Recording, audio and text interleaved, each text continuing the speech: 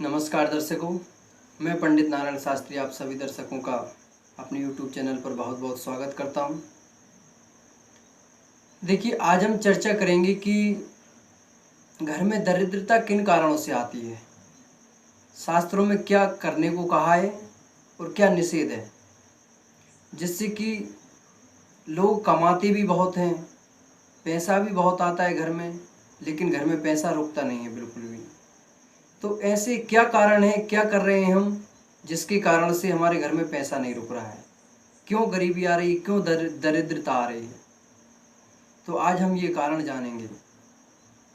क्योंकि छोटी छोटी भूल बहुत महंगी पड़ रही है हमारे लिए। हम जानते नहीं हैं, लेकिन हम गलती पे गलती करते जा रहे हैं। तो इन सब गलतियों को सुधारने के लिए आज हम ये वीडियो बना रहे हैं। तो वीडियो को अंत तक जरूर देखें। देखिए, घर में दरिद्रता आने का एक मुख्य कारण, सर्वप्रथम जिस घर में कूड़ा कट्टर इकट्ठा होता है, लोग गंदगी से रहते हैं, उस घर से माँ लक्ष्मी चली जाती हैं और सदैव के लिए चली जाती हैं। जब तक उस घर में परिवर्तन नहीं आता तब तक माँ लक्ष्मी का पुनः आगमन नहीं होता।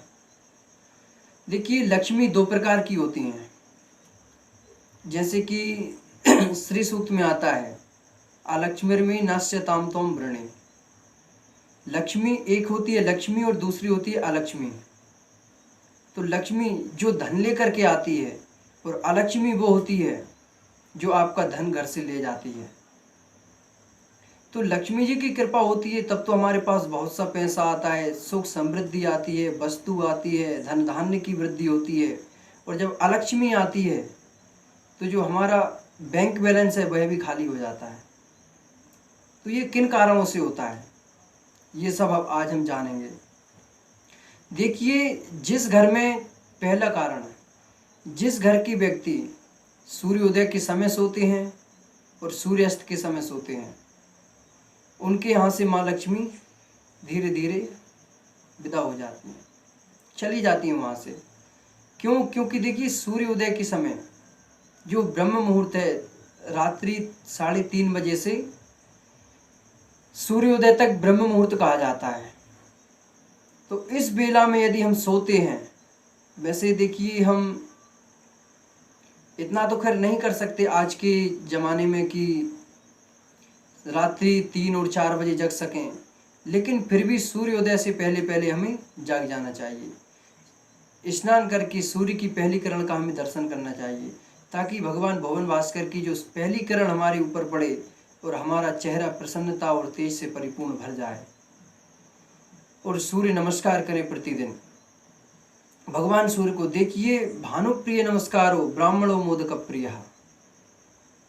जिस प्रकार से भगवान शंकर को जल अर्पित करते हैं और सूर्य को नमस्कार करते हैं, और परोपकार करने से भगवान विष्णु प्रसन्न होते हैं।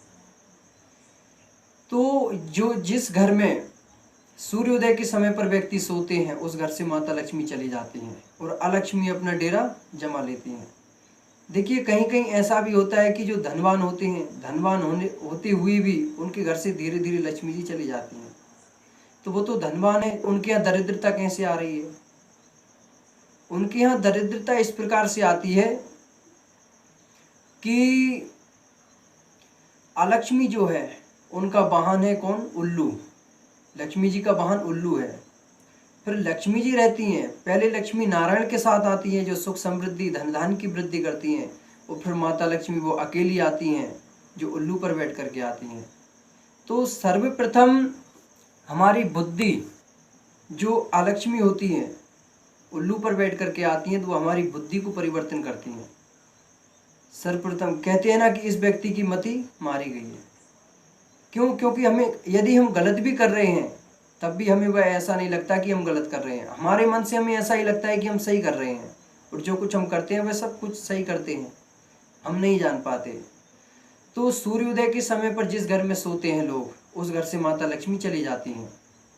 और सूर्यास्त के समय, देखिए सूर्यास्त का समय है जो संध्याकालीन समय होता है, सूर्य अस्त से 1 घंटा पहले तक का, तो उस समय भी नहीं सोना चाहिए। क्यों नहीं सोना चाहिए? क्योंकि वह समय उपासना का होता है। तो सूर्यास्त के समय में हमें गायत्री जाप करना चाहिए, अपने इष्ट आराध्य की पूजन करना चाहिए। और एक कारण यह भी है इसमें, सूर्यास्त के समय भगवान भोलेनाथ अपने गणों के साथ विचरण करते हैं, तो उस समय तो कदापि हमें सोना ही नहीं चाहिए। संध्यायाम हरते लक्ष्मी, तो हमारी लक्ष्मी का उस समय लक्ष्मी हमारे घर से चली जाती हैं। तो एक कारण यह हो गया। दूसरा कारण है कि जिस घर में कलेश होता है, सुबह शाम लड़ाई होती है, लड़ाई होती रहती है, पारिवारिक जनों में सामंजस्य नहीं है, मेलजोल से नहीं रहते, एकता नहीं है घर में, उस घर से भी लक्ष्मी चली जाती है। जहाँ किसी के मन नहीं मिल रहे हैं, पति पत्नी में कलह हो रहा है, उस घर से भी लक्ष्मी चली जाती है। और तीसरा कारण, जिस घर में अतिथि सत्कार नहीं होता, कोई मेहमान आए हमारे द्वार पर, हम उसे क्रोध भरी नज़र से देख रहे हैं, यदि ऐसी हमारी मानसिकता है तो हमारे घर से लक्ष्मी जी तुरंत चली जाएंगी। क्यों? क्योंकि अतिथि देवो भव कहती है भारत की धरा। हमारे शास्त्रों में, उपनिषदों में और मनुस्मृति में कहा है, सर्वाभ्यागतो गुरु। अतिथि पूजनीय है, अतिथि देवो भव। अतिथि भगवान का स्वरूप माना जाता है। देखिए, अतिथि हमारे लिए पूजनीय है, उसका हमें स्वागत करना चाहिए, उसे भोजन कराना चाहिए। यदि हम भोजन भी नहीं करा सकते तो उसे जलपान कराना चाहिए। हम अतिथि के लिए जलपान भी नहीं करा सकते, हमारे द्वार पर कोई आया है तो उसे कम से कम मुस्कुराकर बात तो कर सकते हैं। तो इस प्रकार से जिस घर में अतिथि का सम्मान होता है, उस घर में माता लक्ष्मी सदैव वास करती हैं। और एक और कारण है इसमें, देखिए, माताएं जो बाल ऊंचती हैं, तो खड़े होकर कभी भी बाल नहीं ऊंचना चाहिए। जो बाल इधर उधर बिखर जाते हैं, उससे नकारात्मक ऊर्जाओं का संचार होता है घर में। तो माताओं को चाहिए कि कभी भी खड़े होकर के बाल नहीं ऊंचें, नहीं तो माता लक्ष्मी आपके घर से चली जाएंगी। और किसी भी प्रकार की जो बंद यंत्र हैं या जो खराब सामान है, पुराना कूड़ा कक्कड़ है, तो इन सामग्रियों को घर में एकत्रित करते हैं, हम इकट्ठा करते हैं, जोड़ करके रख लेते हैं। पुराने कपड़े रखे रहते हैं, उन घर से भी माता लक्ष्मी चली जाती हैं। तो इन सभी बातों का ध्यान रखते हुए, और एक और विशेष बात, सूर्यास्त के समय और रात्रि में कभी भी हमें झाड़ू नहीं लगाना चाहिए। यदि हम ऐसा करते हैं तब भी माता लक्ष्मी हमारे घर से चली जाती हैं, हमसे अप्रसन्न हो जाती हैं, रूठ करके चली जाती हैं। तो हमें सूर्यास्त के समय और रात्रि के समय कभी भी झाड़ू नहीं लगाना चाहिए। और एक बार हमने झाड़ू लगा दी तो ऐसी जगह पर उस झाड़ू को रखना चाहिए ताकि पूरे दिन में हमारी दृष्टि उस पर ना पड़े। उससे अलक्ष्मी का वास होता है। जो झाड़ू है, झाड़ू में अलक्ष्मी का वास रहता है। तो इस प्रकार से इन सब बातों का ध्यान रखें और सदैव माता लक्ष्मी की कृपा आप सभी पर बनी रहे। जय श्री राधे, जय श्री कृष्ण।